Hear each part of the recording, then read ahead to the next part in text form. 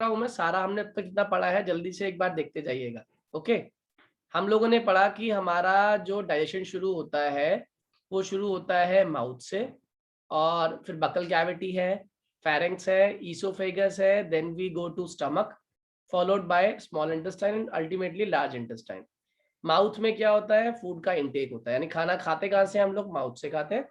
उसके बाद खाने की एंट्री हो गई तो बकल कैविटी में पहुंच गया। बकल कैविटी में क्या क्या मौजूद है, थ्रोट मौजूद है, जॉज मौजूद है और टीथ मौजूद है। टीथ का फंक्शन क्या होता है, खाने को च्यू करता है, खाने को कट करता है।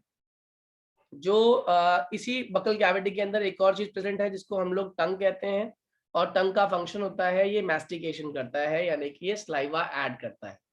जब स्लाइवा ऐड हो रहा होता है उसी दौरान खाने का टूटना शुरू हो जाता है। हम लोग वैसे इसको पार्शियल बोल रहे हैं, लेकिन एक्चुअली पार्शियल नहीं बोलते इसको, बट ये बोलते हैं कि digestion of food starts in the mouth itself. ठीक है, अब स्लाइवा आ गया हमारे पास, खाने की डाइजेशन शुरू हो गई, और इस दौरान जो कार्बोहाइड्रेट प्रेजेंट है खाने के अंदर वो टूटता है आपका शुगर के अंदर। ठीक है, स्लाइवा क्यों ऐड करते हैं या क्यों ऐड होता है खाने के दौरान खाते वक्त, तो स्लाइवा इसलिए ऐड होता है, एक तो खाना सॉफ्ट हो जाता है, और जितना खाना सॉफ्ट होता है उतना ही खाने की मूवमेंट आसान हो जाती है बॉडी के अंदर। अब खाना कहाँ पहुंच गया, फेरेंक्स में पहुंच गया। नाउ व्हाट इज फेरेंक्स, ये समझ लो। फेरेंक्स बेसिकली फूड को, जब वो रास्ता जो फूड को माउथ से बकल कैविटी से लेके जाता है, हमारा passage for food from buccal cavity, मतलब बकल कैविटी से आगे तक पहुंचाने का जो रास्ता है ना, वो फेरेंक्स है। और बच्चों आपको याद होगा हमारे गले में एक वॉइस बॉक्स भी होता है, उसको लैरिंक्स कहते हैं। लैरिंक्स भी पीछे ही है और फेरेंक्स भी जस्ट पीछे ही है। तो फेरेंक्स वो पैसेज है जो खाने को लेके जा रहा है, और लैरिंक्स वो पैसेज है जिससे साउंड वाइब्रेट करती है, या जो आदमी बोल पाता है that is due to larynx, जो वाइब्रेशन को कैरी करता है। ठीक है, इसके बाद है आपका ईसोफेगस। अब ईसोफेगस क्या बला है, ईसोफेगस एक लंबी ट्यूबुलर स्ट्रक्चर है जो कैरी करता है फूड, कहां तक, स्टमक तक कैरी करता है। ये किसके रिस्पॉन्सिबिलिटी है, ईसोफेगस, यानी कि ईसोफेगस बेसिकली वो पाइप है जिसके अंदर से खाना फेरेंक्स से कहां पहुंचेगा, स्टमक तक पहुंचेगा।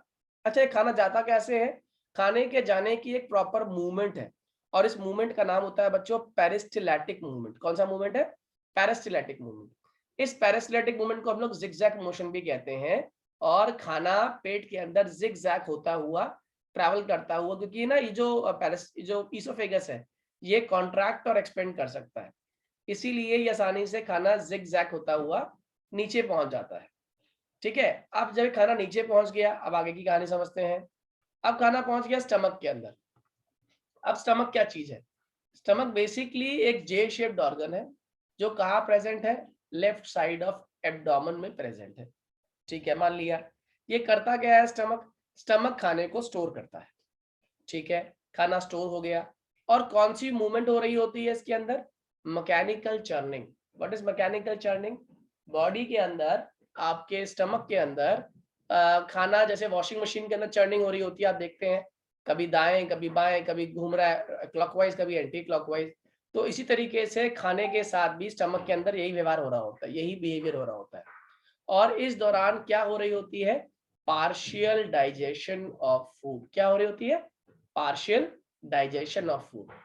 और जैसे ही पार्शियल डाइजेशन हो रही होती है, अब स्टमक के अंदर कुछ और भी ग्लैंड्स मौजूद हैं, और उन ग्लैंड्स का फंक्शन क्या होता है, वो ग्लैंड्स वो होते हैं जिस ग्लैंड के अंदर बेसिकली क्या क्या सिक्रीट कर रहा होता है, वो सिक्रीट कर रहा होता है HCl, वो सिक्रीट कर रहा होता है गैस्ट्रिक जूस, और साथ साथ म्यूकस लाइनिंग। क्या कहा मैंने, क्या क्या सिक्रीट कर रहा है, HCl, साथ में क्या कर रहा है, गैस्ट्रिक जूस, और साथ में क्या कर रहा है, म्यूकस लाइनिंग। म्यूकस लाइनिंग का फंक्शन क्या है मैंने बता दिया आपको। म्यूकस लाइनिंग स्टमक की इनर वॉल में होती है, कहाँ होती है, स्टमक की इनर वॉल में, और ये स्टमक को प्रिवेंट करती है, किससे प्रिवेंट करती है, फ्रॉम एक्शन ऑफ HCl। कहीं ऐसा ना हो जाए अगर म्यूकस लाइनिंग ना हो तो पेट की इनर लाइनिंग ही जल जाए, इसीलिए भगवान ने पहले से ही उसे कवर कर दिया, किससे, म्यूकस से। अब ये म्यूकस हो गया। अब क्वेश्चन आता है कि चलो म्यूकस लाइनिंग समझ आ गई, HCl क्या कर रहा है पेट के अंदर, तो ध्यान रखना HCl का एक बहुत इंपॉर्टेंट रोल है। पहली बात तो HCl एक एसिड है, तो ये खाने को क्या बना रहा है, इट मेक्स फूड एसिडिक। पहली चीज क्या बनाई इसने, खाने को एसिडिक कर दिया। ठीक है जी, खाना एसिडिक हो गया। अब खाना एसिडिक क्यों किया भगवान ने, क्या कारण था कि जो खाने को इन्होंने एसिडिक करना पड़ा? कारण क्या है, स्टमक में जब खाना एसिडिक हो जाता है तो उस दौरान एक एंजाइम होता है जिसको हम लोग बोलते हैं पेप्सिन। ये पेप्सिन एंजाइम को एक्टिवेट कर देता है HCl। मेरी बात समझ आ रही है? Am I clear?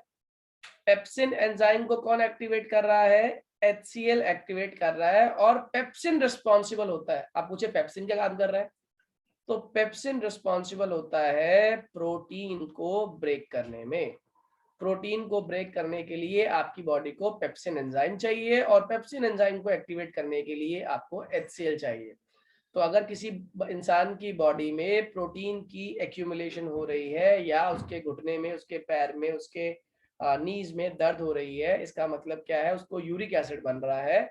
और यूरिक एसिड ना जाने का मतलब कहीं ना कहीं प्रोटीन फॉर्मेशन ज्यादा हो रही है, कंजम्पशन कम हो रही है, इसका मतलब बॉडी में HCl प्रॉपर्ली सिक्रीट नहीं हो रहा। HCl सिक्रीट नहीं हो रहा तो पेप्सिन एक्टिवेट नहीं हो रहा, और पेप्सिन ढंग से एक्टिवेट नहीं हो रहा तो प्रोटीन की ब्रेकिंग भी प्रॉपर्ली नहीं हो रही। Am I clear? हाँ या ना? अच्छा जी। Yes sir. अब जो ये खाना चर्न हो गया, लगभग बच्चों 3 से 3.5 घंटे ये चर्निंग चलती है। कितनी देर चलती है? 3 से 3.5 घंटे, 3 to 3.5 आवर्स स्टमक में रहता है। कहाँ रहता है? स्टमक में रहता है। ओके, अब स्टमक में खाना चला गया 3 से 3.5 घंटे। अब इसके बाद खाना कहाँ पहुंचा? खाना पहुंचा स्मॉल इंटेस्टाइन में। कहाँ पहुंचा खाना? Small intestine. Excuse me sir. हाँ बेटे। सर गैस्ट्रिक जूस क्या करता है? गैस्ट्रिक जूस बेसिकली खाने में इसका एसिडिक नेचर इंक्रीज करता है। ये गैस्ट्रिक जूस का फंक्शन लिखना चाहो तो लिख लो। Gastric juice also activates digesting enzymes and makes food acidic. ये भी खाने को एसिडिक ही बना रहा होता है। ठीक है बेटे, बात समझ आ गया? बेसिकली Yes, खाने को डाइजेस्ट करने के लिए स्टमक में ये गैस्ट्रिक जूस मौजूद है। ये गैस्ट्रिक जूस कई जगह पे आएंगे। अब आगे आता है हमारा स्मॉल इंटेस्टाइन। स्मॉल इंटेस्टाइन क्या चीज है? पहली बात तो ये नाम की स्मॉल इंटेस्टाइन है, मगर ये असल में सबसे लंबी इंटेस्टाइन होती है। ये 6 मीटर लंबी होती है बच्चों। लगभग कितने लंबी मीटर है? 6 मीटर लॉन्ग है। और इसको हम 3 पार्ट्स में डिवाइड कर देते हैं। अगर जानकारी के लिए जानना चाहते हो तो ये 3 पार्ट्स में डिवाइडेड होती है। हालांकि उसका आपसे पूछेगा नहीं कोई भी, लेकिन पता होना चाहिए कौन कौन से 3 पार्ट है। अगर आप लोग NTSC एग्जाम दो तो पूछ लेते हैं उसमें। एक होता है हमारा ड्यूडेनम, एक होता है जेजुनम,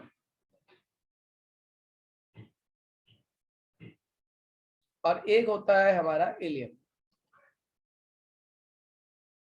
अलग अलग लोग अलग अलग टाइप से प्रोनाउंसिएशन करते हैं इसकी। ये खाली 3 पार्ट्स है, इसका इतना इंपॉर्टेंस नहीं है, मगर इन 3 पार्ट्स में ही डिवाइड होती है। अब खाना जो है ना वो पार्शियली तो डाइजेस्ट हो गया। कहाँ हुआ डाइजेस्ट खाना पार्शियली? कहाँ हुआ बच्चों? स्टमक। स्टमक में हो गया। अब स्टमक से खाना कहाँ पहुंच गया है? पार्शियली डाइजेस्टेड फूड कहाँ पहुंचा हमारा? It reaches into small intestine. खाना कहाँ पहुंच चुका है बच्चों? स्मॉल इंटेस्टाइन में पहुंच गया। ठीक है, अब स्मॉल इंटेस्टाइन का फंक्शन क्या है ये मैं आपको बताऊंगा अभी।